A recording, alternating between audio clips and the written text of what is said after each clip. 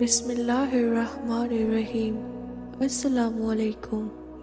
حضرت عثمان بن عفان رضی اللہ عنہ بیان کرتے ہیں، رسول خدا صلی اللہ علیہ وآلہ وسلم نے فرمایا، جب کوئی مسلمان فرض نماز کا وقت ہونے پر اس کے لیے اچھی طرح وضو کرتا ہے اور اس کے خشوع اور رکوع کا اچھی طرح اہتمام کرتا ہے تو وہ اس نماز سے پہلے کیے ہوئے گناہوں کا کفارہ بن جاتی ہے، بشرطہ کہ کبیرہ گناہوں کا ارتکاب نہ ہو، اور یہ فرض نماز سے صغیرہ گناہوں کا معاف ہو جانا ہمیشہ کے لیے ہے۔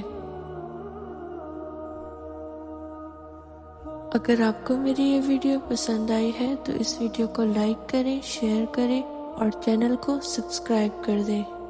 اللہ حافظ۔